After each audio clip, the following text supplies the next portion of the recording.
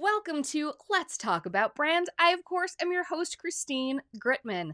Today's show is something, as often with Let's Talk About Brand, something that I personally am really excited about.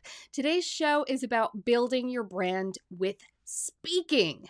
And our guest, Bri Williams, she helps people from a couple different directions. She helps people who are great at their jobs. They're kind of experts at keeping their head down and doing the work, but they're ready to take that bigger stage in their personal career and their personal brand. And then she works with people like me, honestly, who have spoken on some stages but are really ready to make a business of it. And she shares so much gold in this episode. Bri shares what people have to work on in order to get to that point where they can take the stage, when and how they know that they're ready to do so. That's a huge one. How to actually take it from something that you get to do occasionally to actually building a business that sustains itself, how to keep getting those gigs, how to get those paid gigs. And then, of course, how to make sure these aren't just one-off things that you're doing, but these speaking gigs are actually helping to build your brand, and your brand helps to get those gigs to happen. So branding and speaking really do have this beautiful symbiotic relationship. Branding is a great tool to help your speaking. Speaking is a great tool to help your branding. And this, of course, is the part that I geek out on the most. So Bri Williams really brings so many wonderful, actionable tips for any of you listening to this. Whether you're someone who's in a corporate environment and you're not taking stages at the moment, but you are thinking about how to build your professional brand a bit more, this could be an avenue you want to consider. Or maybe you're someone like me, you have a brand, you do speak, you're just ready to take it to the next level. Whichever area you're coming from on this interview with Bri Williams is definitely going to help you out. Very excited about it.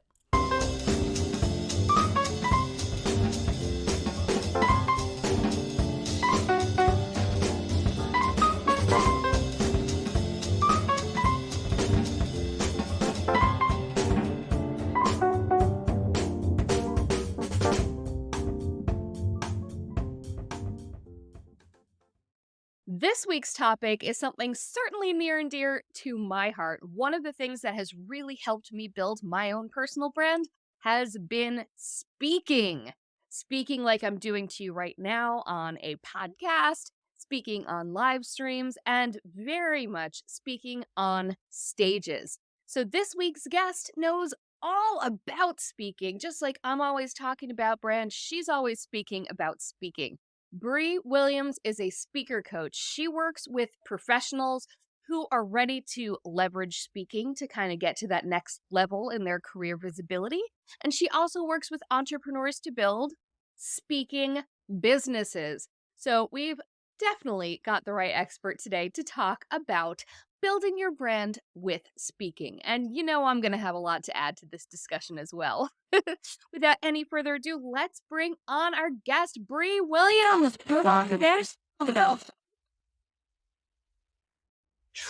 Love that. I'm sure you're used to applause. I mean, being on stages had to make you feel at home. Thank you. Really happy to be. You even got this spotlight here. That's what the whole visual layout of the YouTube version of the podcast is supposed to be. It's your spotlight. And speaking of spotlights, you help people step into theirs. So I'd love to hear just the background of that, how you made speaking your thing.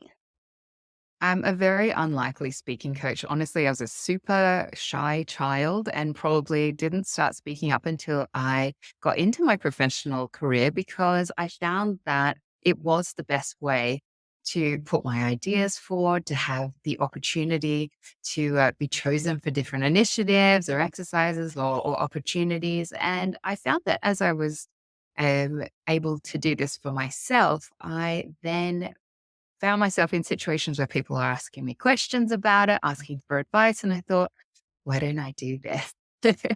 It kind of happened organically. And it's one of the things that has actually helped me in my own career. Before I started my business, I was a manager. I was helping my team members get different opportunities. And then I had the chance to start formally teaching presentation skills, helping professionals prepare for events, and also then turning my hand to paid speaking as I started my own business. So it all kept on coming back to speaking. So it felt natural to look at how I could leverage that from a business point of view as well. Now you help people from all sorts of backgrounds do speaking and to do different things with speaking. I'd like to focus first on the professionals, on as you mentioned, people who are maybe great at their jobs, they do their thing, but they haven't taken the stage yet, both literally and figuratively. They haven't really taken that extra step into developing their personal brand and their industry thought leadership, both of which speaking is such an incredible tool for. So, I'd love to hear from you, first of all, what that looks like. How does someone know that they're ready for that, and how do you get them ready for that stage of their career where they're not just keeping their head down and doing an amazing job at their job, but they're ready to actually step on a stage and talk to other people and share their knowledge with others? How do they know they're ready, and how do you get them ready? I mean, one of the common misbeliefs that I come up against when I'm working with people is that they think that their work speaks for itself. And the reality is it does not. It would be so nice if it did. But we have to elevate our own achievements, our own thought leadership, the contributions that we make within our organization, or indeed, if you run your own business, being able to speak to the value you can provide potential customers so that you can connect more directly with those that you want to in your audience, whether that's a boardroom or whether that is indeed a big stage, industry event, or even in your team meetings. If you're in the office, or virtual meetings, mostly nowadays. So it really is that step up that a lot of people need at a certain point. So if someone's listening into this and they think, actually, I maybe speaking is something that I should be doing, typically you're going to be really good at what you're doing. And you've probably been doing it for a while. Perhaps you are asked to step up and make contributions in team meetings or indeed run presentations or in-house training, that sort of thing. And perhaps that fills you with dread. Maybe that isn't your favorite thing to do. I often work with experts who would much rather be kind of in their comfort zone, which is deeply in the middle of the presentation, talking about the things they know, but they're not always comfortable in talking about themselves, doing introductions and conclusions to presentations. So they're very much comfortable in their subject matter expertise, but not always in the things that go around that, whether that be an elevator pitch, an intro, where they have to talk about their own achievements. Typically, the parts that are more personal, more about them, or potentially kind of selling big ideas, that can be some of the more challenging areas for the folks that I work with. So you kind of know that you're ready for this if you are being asked already. If someone's tapped you on the shoulder to say, "Listen, we'd really love you to come to this industry event and speak on a panel." The time to start thinking about your speaking skills and how you're going to put that together is if you're feeling dread in the pit of your stomach or if you're feeling excitement. And either way, you want your speaking to be as professional as you are, to really shine a light on your expertise and to be clearly communicating to the people who can benefit the most from what you've got to say. I love how you said you know that it's time to do it when people start tapping you on the shoulder. That's really responsible for me being here to begin with. I was a journalist and people started asking me to give talks on social media. And I thought, well, I don't know anything about social media. Why are they asking me? And then I realized, once I actually did it, I realized first of all, they knew a lot less than I thought that they did. So I actually did have knowledge to bring. And second of all, I realized, well, I'm actually interested in learning about this. So if I feel like I don't know enough, let's go learn it. But I would not have had that moment. I would have just thought that the things that I did and the things that I knew, a lot of what I was doing that they wanted from me also was what I now know is personal branding. Um, I was just kind of doing it. I didn't think it was anything special until people were tapping me on the shoulder and saying, "Hey, I think you have something to say here. Can you Mm. please say it for my group or for me?" And I think that happens a lot. We just kind of do what we're doing. We stay in our lane, we do stuff, and we don't really think of ourselves as someone to particularly bring something special to the table until someone else recognizes it because we're Mm. just in it, you know? And We're just in yeah, there doing the work. we don't typically describe ourselves as social media experts or public speaking experts until someone gives us that Which is permission how it should be. and label.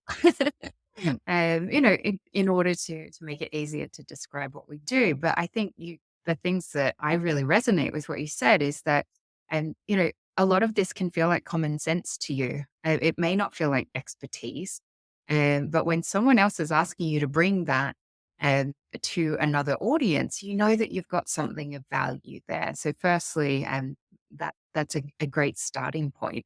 The second thing to consider is, what do my audience know about this, and how different is that to what I know? So you can consider their starting point. What's the information that's going to be most relevant to them? And typically, we need to dial back the level of detail. Oftentimes, if you're being asked to bring a topic to a particular audience, and they won't have the same background as you, they won't have the same level of or depth of knowledge. And that's really what thought leadership and being a speaker who is sharing thought leadership is all about. You may have quite a narrow focus, but a huge depth of knowledge. And so really considering how you can make those big ideas pop when you're speaking, so that you are not overwhelming your audience with a bunch of details, but you're going to connect with them and pique their interest and their curiosity for them to want to know more. Because of course, as a speaker, there's always more. There's always another opportunity to engage your audience with Q&A, with another speaking opportunity, with a book that you've written, with posts that you've written. So it's about the beginning of a conversation and typically the start of a journey, and that your audience can take with you from there. Your point about fewer, bigger ideas is so key. It's something I'm trying to learn myself because I'm sure, especially people who are coming from more of a professional background, and especially people who feel kind of unready, there's this idea of, oh, I want to make sure I give them value. I want to make sure that they leave feeling like they actually learned something. I want to make sure I actually did something. And so we pack all this stuff in, not recognizing that it's not about how many bullet point ideas there are. It's about how many big ideas, big useful ideas sink in. That's certainly something I'm trying to learn myself as I try to build more of a speaker business, which brings us to that part. Besides the corporates who, they're good at their job and now they're stepping up into their professional life in a different way, there's people who are, maybe they're consultants or solopreneurs, or they already have some level of thought leadership out there. They've done some speaking, but it's been mostly a brand building exercise. And now they're ready to say, you know what? I've done the free opportunities that have gotten me on stage just to get my name out there. I'm ready to actually build a business around this and to make this not just something that leads to business, but that is a business in and of itself. So first of all, what position do people tend to come from when they work with you? Because I've just made a big assumption that they've been doing speaking as a brand building opportunity more than as a business. But maybe they're new also. So tell me a little bit about where those people come from who are ready specifically to build a speaker business. So some people speak to market their business and they sit in that lane and they don't deviate. It really is a marketing exercise. And so this could be industry events where you aren't paid to speak, but you are attending the conference and you're able to speak on stage. It could be live streams, podcasts, these sorts of things. So it's a marketing exercise. And many people don't do that even.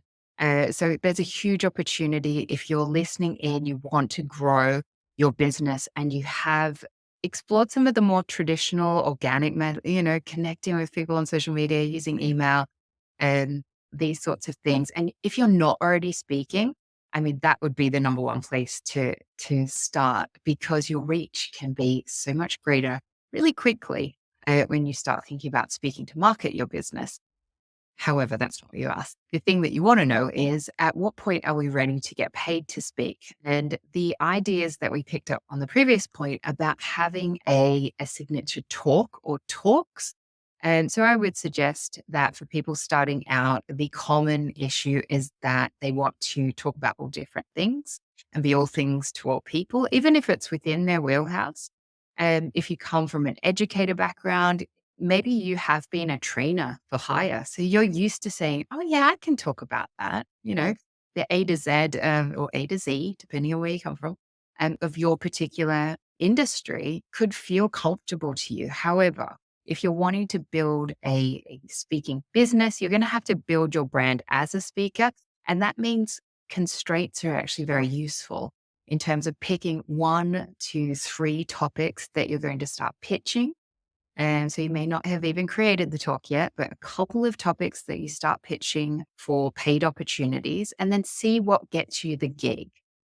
Build out your talk based on where interest is coming in the market, because of course you may think that one topic in particular is like the absolute bomb and what you need people to be hearing about, but the market will tell you. Uh, so testing out a couple of different topics, developing the ones that get you booked, and then setting up a process around outreach, research, follow up, so that you are treating this as a business, not just something that might happen by chance, depending on where you're from. And a really interesting statistic is that around 67% of speakers, so nearly, 2/3 of speakers surveyed in Speaker Flow's State of the Industry report last year, were saying that their business comes primarily from referrals. So if we're thinking about like cold pitching, if we're thinking about, just doing an email blast or connecting with a bunch of people on LinkedIn and then putting them through a sequence, like that's all cool. But just knowing the fact that most of the jobs that you will get will come from turning that one stage into another stage based on talking to people, I think that makes it much more approachable and also within the wheelhouse of people who like to speak. Because we like people generally, we're pretty good at building relationships. So, creating some systems and some intentionality around the processes before, during, and after each and every gig will help you get more gigs. That is so huge, and that already answers a question that I was going to ask, which is people wonder how they get on those stages and how they get speaker gigs. And also a lot of what you said reminds me of a book that I had referred to me, The Referable Speaker, by Andrew Davis and Michael Port. And it's funny, that was referred so I took the stage at an event in Dublin last year, and after doing that, I was talking to some friends who are farther along in their careers than I am, but who have seen my career build this whole time. And I said, I've reached the summit of what I can do just based on natural ability and winging it. I need to start really working at this, and I'd like to start actually working at this and getting better and getting and making a business of it. And they said you have to read this book. And it's really funny because I opened it and the people who had told me to read it were Andrew and Pete. And look who's in the first chapter, Andrew and Pete. And then Anne Handley was also mentioned in the first chapter. And Anne Handley is another of my speaker idols for sure. And again, one of the co-authors of the book was Drew Davis, who himself is an incredible speaker. But one of the things that they talked about is they said that core talk, just like you said, people feel like they need to have a whole bunch of different talks that they put together, customized for each person, for each event, for each audience. But it really is about having that signature talk or a couple signature talks, but really honing in on here's what I do. Other people hear it and they say, that's really great. You know who could use that? And then that's how it builds. Oh, I love that so much. Mm. So to get to the topic of the show is how to make sure that these things build your brand. So it's one thing to build your presentation skills, to figure out what you want to speak about intelligently, to hone that talk down, to get it in front of people. But how do you make sure that your speaking isn't just kind of a one off moment in people's heads? Because one thing I say about brand building is if you're not building a brand, one brand exposure to you plus another brand exposure to you, if that's not memorable, that's not 1 + 1 = 2. That's not a build like that. It's one and it's one. They stand alone. So, how can you make sure that the speaking that you do is in fact building your brand, and or make sure that your brand is going to then serve and get people to want to have you speak? What is that relationship there, and what can you do to make sure that this isn't just a business building exercise, but it is in fact a brand building function? Mm. So I think one of the important things that I'm sure you've spoken about this in other podcasts is around the messaging and be doing some exploration before you decide on what you want to speak about and what you want to be known for, because repetition, right? If you are going to get bored with that topic, if you feel like you're going to run out of steam in terms of the depth that you want to go to in terms of that topic, you're not going to stick with it, right? So really picking something that you're passionate about, that you would be happy to, be a student of for the next forever, or at least the next little while, so that you can really be in love with the idea of your topic. Your audience are going to feel that. And also the way that you speak about that and your thought leadership. So really lending a different lens or perspective to a topic that no doubt someone else has covered before, but really bringing your unique perspective, because, we are all smooth, right? We are all unique in that there is no one that will speak about public speaking in the same way, the exact same way as I do, because I started studying as a counselor. I went into HR. I was a super shy kid. I went into, I've got all these different experiences, uh, formal qualifications. Everything is going to be different than someone else speaking about on the tin the same topic, right? So really mining your stories, your personal experience, and looking at what really lights you up about that particular topic. And because if you are successful with this speaking business, you're going to be doing that a lot. You are going to be talking about the same topic. So it's really important that you feel excited about it, and also that you know who wants to hear from you on this topic. So if you are, and there are lots of different audiences out there, I tend to speak more to corporate audiences, so larger organizations, oftentimes in financial services, pharmaceutical, big businesses. And I know what that audience typically wants to hear. They're oftentimes analytical engineers, subject matter experts who are deeply technical, but don't always see the importance of communication, or don't always have a natural jumping off point. And so I know what the challenges are that they typically want to overcome at different milestones in their careers, right? So understanding the audience that you best connect with, that you love serving, and who wants to hear from you as well, would be the next step. And really just um, honing in on the brand side of things. Everything that you do that's outside of that topic that you're really passionate about, and that's outside of that audience that you can best serve, is diluting your brand experience. Okay. So the more that we can stay in our lane, put the blinkers on, even if you say, I'm not going to do this forever, but I'm solely going to focus on trying to serve this audience with, one or two topics for the next 6 months, and see where that gets me.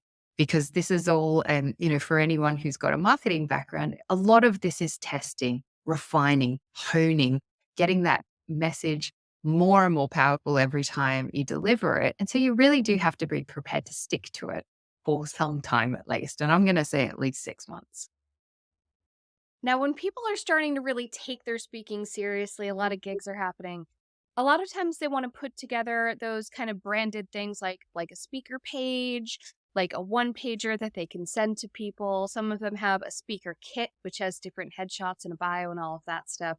Do you work with people on those things? And whether you help them with it or not, what do you feel is actually useful to have in your sort of back pocket to be ready if you are going to be making speaking more of a professional thing?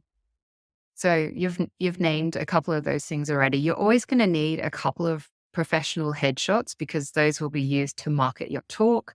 You will need a bio. Around 100 words is great.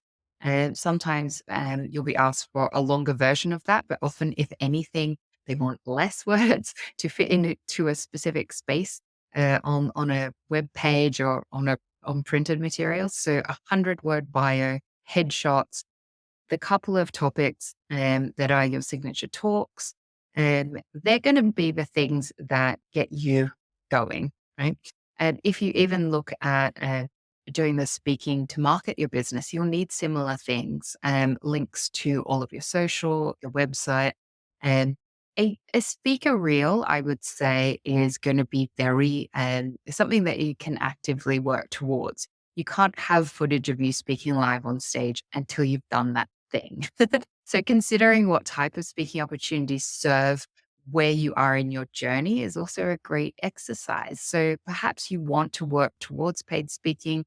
However, being on the right stage with the right audience in an environment where you can gather video footage, photographs, a testimonial from a host, from the audience. Perhaps that's the point that you're at right now, and that will help serve your next step. So just thinking through what the roadmap is from where you're starting from. But at the very least, you're going to need those marketing assets to secure any sort of gig. And if you have them ready, you're much more likely to apply or reach out to someone and ask the question than if you're still thinking about it. And at the very least, just get yourself an Excel spreadsheet to capture some of those essential details so you can track your journey essentially, see where you're up to with things and make sure you follow up. Love it. All right. So, final tips. You've worked with people from coming from all sorts of places towards getting ready to step on that stage in a bigger, bolder way. So, what are maybe three commonalities that you see that people struggle with, and your quick tips for getting through that? So the two starting points that I typically see are people who are confident to speak, but don't always have the structure for finding those opportunities, securing them, following up, and the system side of things. And then on the other side, I would say the other type of person that I typically see is someone who doesn't yet have that idea of the value that they can bring. They know they have expertise or they're coming into that awareness, but they haven't yet figured out that there's a real audience for that. So finding the right audience and the match for what you do, just know that there is somebody who will appreciate and value what you can bring. And if you're looking to develop your career or your business, really the number one way for people to get to know you, to understand the value that you can bring, and also to build that trust is through speaking. They can hear you, they can see your style, they can appreciate your energy, your engagement, your expertise. And so if you're not already speaking, go ahead and find the stage that's a good fit for you and just get started.